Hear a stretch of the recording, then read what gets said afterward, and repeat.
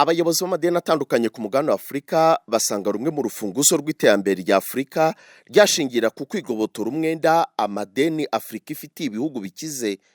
Ibi byagarutsweho kuri uyu wa gatanu ubwo hasozwaga inama y'iminsi 3 yateguwe na Caritas Africa. Mu gihe umwaka wa 2025 ari umwaka wa yubile, ni ngombwa ko amadini na za leta bafasha abatuye Afurika n'isi yose muri rusange gusohoka mu ruziga rw'imyenda ibihugu bya Afurika bibereyemo ibihugu bikize.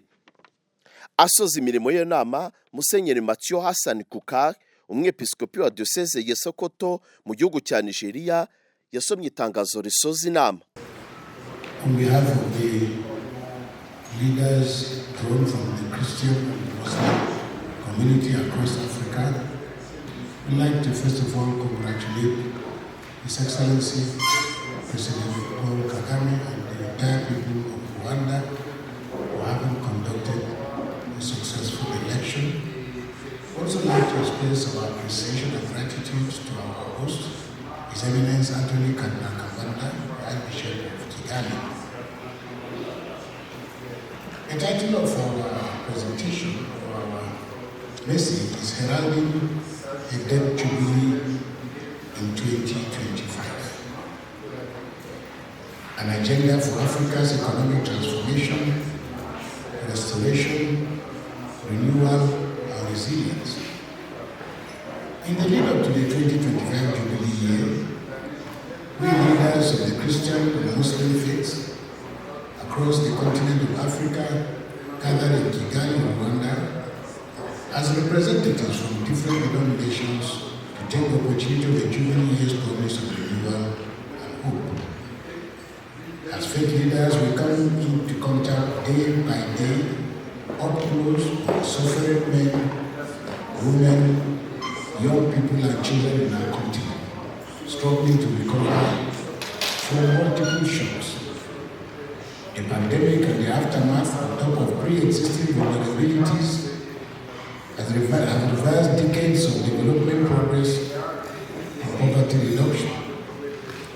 Multiple shocks continue due to wars and conflicts on the continent, fragile health systems, climate change, food scarcity, and skyrocketing cost of living. In the years preceding the last Jubilee, our call for debt forgiveness, joined by leaders all over the world and international financial institutions, mobilized 130 billion in debt relief, which helped advance spending and poverty reduction in several African countries. Unfortunately, inequities in the international tax, financial and trading systems, together with gaps in domestic governance, continue to foster unsustainable debt. We urgently need a new debt jubilee to bring hope to humanity and to bring the planet back from the brink of becoming uninhabitable. Our countries in particular face again agonizing choices between spending and investing on their people and paying creditors. This year alone, Africa will spend $90 billion servicing public debt. Yet, the average African country's combined spending on health, education, social protection is 2/3 of their debt payments. Therefore, we appeal to global leaders in the G7, G20, United Nations, the IMF and the World Bank to align their actions and decisions in the coming months with Jubilee values that put people and the earth we all dwell above debt. And we appeal to them to do the following. 1. Forgiving debts that are unpayable without endangering the achievements of developments and climate goals. And this means developing countries should have access to permanent, rules-based and predictable processes that bind all creditors into debt reductions, to limit unnecessary suffering and reduce the cost of crisis for all. Legislation in major financial centers can protect against private actors attempting to rely on the good faith efforts of other creditors. 2. Implementing responsible lending and borrowing principles. This means through laws, regulations, and best practices, lenders and borrowers have a role to prevent the emergence of new cycles of wasteful and unbearable debts, including through authorization and disclosure regimes for debt contracts. 3. Mainstreaming risk sharing between creditors and debtors in debt contracts. In a world more prone to shocks, developing countries in debt should not be left alone to bear the cost of climate-related disasters, pandemics, and other events that are beyond their control. 4. Scaling up access to resources for development in non-debt creating and affordable terms. And this means that efforts to increase financial capacity of international financial institutions are critical, while offering an opportunity to make them more responsive to human development, human values, and adapt them to present needs.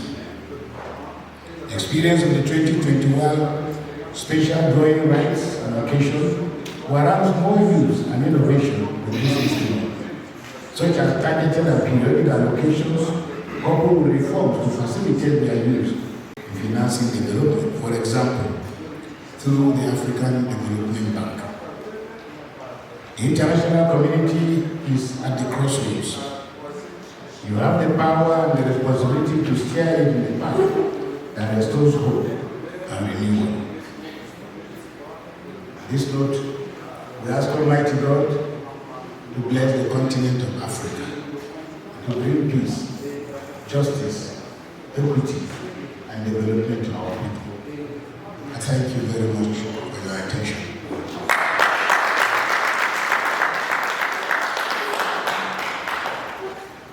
Well, what we have done here is by Christians and Muslims coming together, we are also trying to encourage our people that religion should bring us together, not divide us. And I think that ordinary Christians and ordinary Muslims, I'm very much involved in Nigeria in the work of interreligious dialogue. I've been a consultant to the Vatican for over a 10-12 year period. So this is an area that I'm very much interested in, because very often people, the ordinary people on the streets who actually end up dying, don't listen to the voices of their religious leaders. But we have come here in order to also demonstrate to the world that in matters relating to our common survival as Africans, there are no Christians and there are no Muslims. There is no place where Christians drink water or eat food. There is no place where Muslims, we are all hungry because we happen to be citizens of countries that are not working. And it's not because we are Christians or Muslim, male or female. It's because the countries, the governance systems are dysfunctional. That's what we should collectively be fighting as Christians and as Muslims, because we are citizens who just happen to be Christians. And our constitutions allow us freedom of religion. So you could be a Muslim today and be a Christian tomorrow, you could be a Christian today and a Muslim tomorrow, and so on and so forth. So we encourage our people, to make sure that we focus on the teachings of our sacred books. Nubwo abayisilamu batemera yubire, Mufti Safiki Jakura Ahmed wo muri Afrika y'Epfo nawe asanga igihe kigeze ngo Afrika ireke kuzongwa n'amadeni y'amahanga, araza kunganirwa na Haji Omar Ahmed Mangari. I received an invitation from Islamic Relief to attend this particular program. I do serve in the Islamic banking finance space, and I also do quite a bit of humanitarian work, and therefore this was something that appealed to the type of work that I do. And I felt that if we work together with the different faith groups in a common goal, we could make a much needed difference on our particular continent. The solution to that is that, of course, we differ in a number of matters, but in terms of our common goals and objectives, we have to unite for the better good, for those aspects. And we need to agree to disagree in the most agreeable manner. We overcome it with this sort of integration. There's no need for any isolation from each other. and there is no need for assimilation also, because each group has got its own principles. But there is a need for integration for common good. We convened here in Kigali, just as you have seen the communique from various religious leaders, bishops, reverends, sheikhs from various countries in the continent. We convened here in Kigali for one specific reason. We wanted to campaign again, to campaign for debt cancellation for African countries. We have a huge burden on debt, and if we campaign the money lenders, we want them to waive, cancel, because the burden of debt is upon us, our children, and our children's children. And in the wave of climate change, we are depleting our resources, natural resources. We have to pay these debts. Even you have seen your governments, when they read the budgets recently, they have put a budget line to repay the debts. But those debts, if we pay the debts, it means we cannot pay for our social services. 40% of payment of debts would help to build schools, give us access to health, water services, and others. So we are here raising a concern, a campaign to big multilateral, like the G7, the United Nations, World Bank, IMF. We're telling them, look, please, the loans that you give to Africa, they are really breaking the African necks. If you excuse them, if you cancel these ones, probably they can use this money to embark on other activities which benefit the populations. We are talking this because we come from poor countries, poor communities. That's why we are here. And for further details, you have seen the communique that our religious leaders read through, and I think you have that document. 2000, we had a campaign for the same. It worked. There was some cancellation of the debt, but you know, it is a cycle. The lenders keep coming, and we keep going to them to borrow the money, but it somehow helped. So after 25 years, that's why we are calling it Jubilee. After 25 years, we have to revisit and see what worked and what has not worked. We need another round, because it is true that the debt burden is so heavy on the African continent, and we have to raise this voice. Ku ruhande rwa Caritas Africa nayo isanga igihe kigeze ngo umwenda ufitwe n'ibihugu bya Afurika uveho, bityo ibihugu bya Afurika bitangira intambwe ikataje y'iterambere. Risi Afandi Aspira ni umunyamabanga nshingwabikorwa wa Caritas Africa. So we have partnered with a number of organizations, the Islamic Relief Worldwide, Jesuits in Africa, and All Africa Council of Churches, and the Jubilee USA Network, just to come together and assess the multiple crises that affect different African countries. It could be the issue of extractivism when it comes to mining, the issues of gaps in domestic governance, and the challenges that African citizens face as a result of fragile health systems, climate change. And so we came together through a synodal process and through ecumenical processes to hear what are faith leaders saying about this issue. And as faith actors, we believe that we are close to the people we serve, and there is a way in which, through the platforms that faith groups offer us, we can engage to them about governance issues and raise awareness at the community level, and also engage different decision makers. This is why we are here in Rwanda, to assess and also to come up with advocacy messages around this particular issue of concern. Caritas groups together 46 national Caritas organizations in 46 African countries. And we have 507 diocesan Caritas organizations. And these diocesan Caritas organizations work through parishes. So you can see there is a big reach. And it's the same way if you look at Islamic Relief Worldwide, they have their platforms. If you look at the All Africa Conference of Churches, they have their own platform. And through these spaces, they are able to reach a wide range of people just to engage. The issue of debt affects every African in one way or another. When governments are unable to service debt or spend a bulk of their revenue in servicing debt, it takes away money that should be spent on education, on health, on social sector, for example, pension for the aged. And these are the people that we interact with on day to day. The work that Caritas does is to serve local communities through the church. And through serving them, we get to understand their needs. And when we understand the needs, we have to amplify. And this is the platform that we use in small ways just to raise awareness amongst ourselves as faith actors, and also amplify through media and also through dialogue with government actors. And it must be done in partnership with other actors, because as I said, it's not just an issue that affects Catholics, it affects broad society. Let me be clear.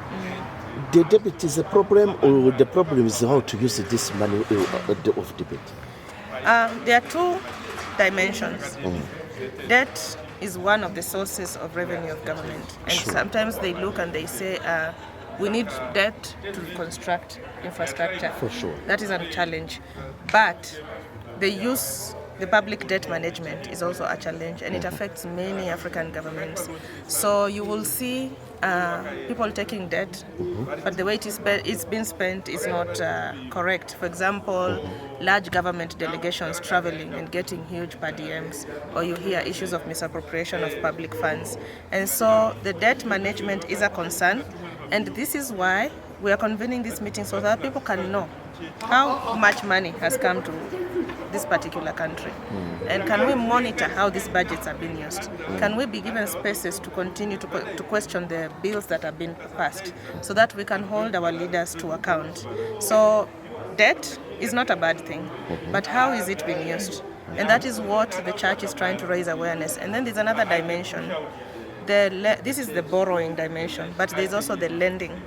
The money that is being sent here is given at a very high interest rate, and it pushes us into poverty because you're not able to pay this debt. Look at the balance between imports and exports. For example, a country wants to import something and it's not much, so the money that will come in is very little. And then, they want to export something and it's not much. For example, if you want to export clothes, and the money that will come from that is not a lot, but you import so much. You import food, you import clothes, you import oil. So you're spending more money buying from outside than more what you're selling. And what you create is a balance of payment deficit, because you're spending more money buying more than you're selling. And in this situation, as you do this, you need to generate revenue to service your debt. So what happens? You start raising taxes. And these tax regimes, they become very expensive for citizens. And so we are saying about lending, the interest rates should be lowered. We should have access to concessional financing, and this financing should not push governments into very bad debt conditions. Kugeza ubu umwenda uvugwa muri rusange ni miliyari 130 z'amadolari y'abanyamerika. Muri aya, Afrika yihariye miliyari 90 z'amadolari y'abanyamerika. Abitabiriye inama baturutse mu bihugu bya Nigeria, Kenya, Mozambique, Afrika y'Epfo, Madagascar, Uganda, Zambia, Ghana, Zimbabwe, Tanzania, Liberia, Uburundi n'u Rwanda rwakiriye inama. Muri bo harimo abahagarariye Kiliziya Gatolika, Isilamu n'idini ry'Abaluteriyani. Hari kandi n'abahagarariye za Caritas muri ibyo bihugu tuvuze haruguru. Maurice Bisengimana, PACIS TV, i Kigali.